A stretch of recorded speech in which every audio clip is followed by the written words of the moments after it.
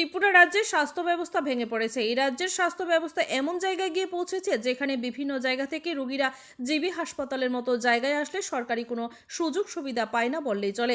এমনকি অপারেশন হলে পরে অপারেশনের জন্য সুতোটা পর্যন্ত রোগীকে কিনতে হচ্ছে। পাশাপাশি হাসপাতালগুলোর মধ্যে শৌচালয় থেকে শুরু করে বাথরুমের অবস্থা অত্যন্ত নিম্নমানের।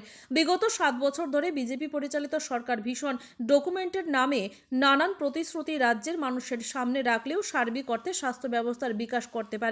প্রয়োজন অনুযায়ী চিকিৎসক, নার্স, প্যারামেডিক্যাল স্টাফদের নিয়োগ করতে পারছে না, যার ফলে সাধারণ মানুষ অত্যন্ত সমস্যার মধ্য দিয়ে দিন অতিবাহিত করছেন। নজিরবিহীনভাবে স্বাস্থ্যমন্ত্রী, যিনি আবার মুখ্যমন্ত্রীও, সবকিছু দেখে কোনো ব্যবস্থা গ্রহণ করার বদলে শুধুমাত্র ফ্ল্যাক্সের মাধ্যমে মানুষকে বিভ্রান্ত করতে মিথ্যা প্রচার মানুষের সামনে করা হচ্ছে। এই অবস্থায় দাঁড়িয়ে বামপন্থীরা প্রতিবাদ করছে। প্রতিবাদ স্বরূপ ডেপুটেশন সংগঠিত করা হচ্ছে। আগামী দিনে কোনো সঠিক ব্যবস্থা গ্রহণ করা না হলে বৃহত্তর আন্দোলন করা হবে।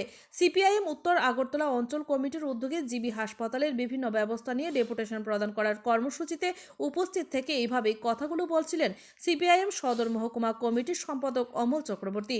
এখানে উল্লেখ করা প্রয়োজন, সাম্প্রতিক সময়ে জিবি হাসপাতালে ওষুধের জন্য রোগীর মৃত্যুসহ বিভিন্ন ঘটনাকে একত্রিত করে পূর্ব নির্ধারিত সিদ্ধান্ত অনুযায়ী সিপিআইএম উত্তর আগরতলা অঞ্চল কমিটি আজ ডেপুটেশন প্রদান করে এবং এই ডেপুটেশন কর্মসূচিতে উল্লেখযোগ্য সংখ্যায় কর্মী সমর্থক উপস্থিত ছিলেন।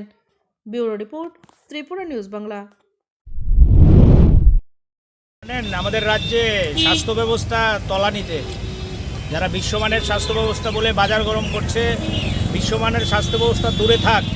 আমাদের রাজ্যে বামফ্রন্ট সরকার থাকার সময় স্বাস্থ্যের যে ফেসিলিটিগুলো ছিল, সেই ফেসিলিটিগুলো আজকে কোনো কিছুই মানুষ খুঁজে পাচ্ছে না।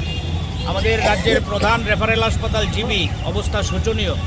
আপনারা প্রতিদিন খবরের কাগজে বিভিন্ন নিউজ চ্যানেলে দেখছেন এই কী অবস্থা আমাদের এই জিবি হাসপাতালের মধ্যে। রোগীরা যারা আসছেন তাদেরকে ওষুধপত্র লিখলে তারা ওষুধ পাচ্ছেন না। সার্জিক্যাল যেখানে অপারেশন হয়, অপারেশনের যে সেলাই করার সুতো সেটা পর্যন্ত বাজার থেকে কিনে নিতে হয়। বাথরুমগুলোর অবস্থা ভয়ানক, জল পাওয়া যায় না, আগুন লেগে যাচ্ছে। এক কথায় একটা অভূতপূর্ব নৈরাজ্যের পরিবেশ এই রেফারেল হাসপাতাল জিবিতে। কিন্তু রাজ্যের যিনি স্বাস্থ্যমন্ত্রী, তিনি আবার মুখ্যমন্ত্রী। অবাক করার মতো ঘটনা। ত্রিপুরা রাজ্যের ইতিহাসে আমরা কোনোদিন দেখিনি এই ঘটনা। সেটা ওদের অন্তর্দলীয় বিষয়, আমি এই নিয়ে টিপ্পণী করতে চাইছি না।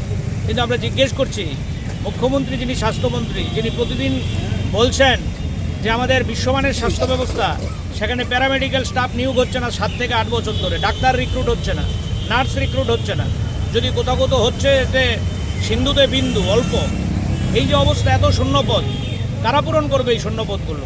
ওরাই তো ভীষণ ডকুমেন্টে বলেছিল যে সরকারে আসি আমরা বছরে 50,000 করে আমরা রিক্রুট করব। আজকে ডাক্তারের পদ খালি, নার্সের পদ খালি, প্যারামেডিক্যালের পদ খালি।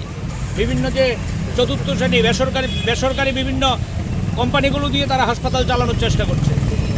খবরের কাগজের মধ্যে আমরা লক্ষ্য করছি ডাক্তারের জায়গায় বসে আছেন সুইপার। এই যে নৈরাজ্যের প্রতিবাদে সিপিআইএম উত্তর আগরতলা অঞ্চল কমিটি, এই এলাকার যে আমাদের পার্টির অঞ্চল কমিটি, তারা সিদ্ধান্ত করেছে আজকে সুপারের কাছে ডেপুটেশনে যাবে।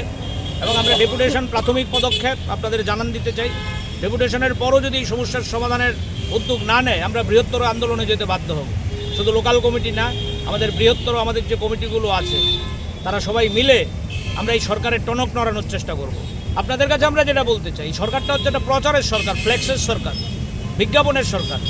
এই সরকার মানুষের জন্য কিছু করছে না, কোনো ক্ষেত্রেই না। শিক্ষা বলুন, স্বাস্থ্য বলুন, রাস্তাঘাট বলুন, এক ভয়ানক পরিস্থিতি। স্মার্ট সিটির নামে আমি আসার সময় দেখছিলাম গোটা শহর জ্যামে, অল্প বৃষ্টি হচ্ছে, গোটা শহর জ্যামে আটকে গেছে।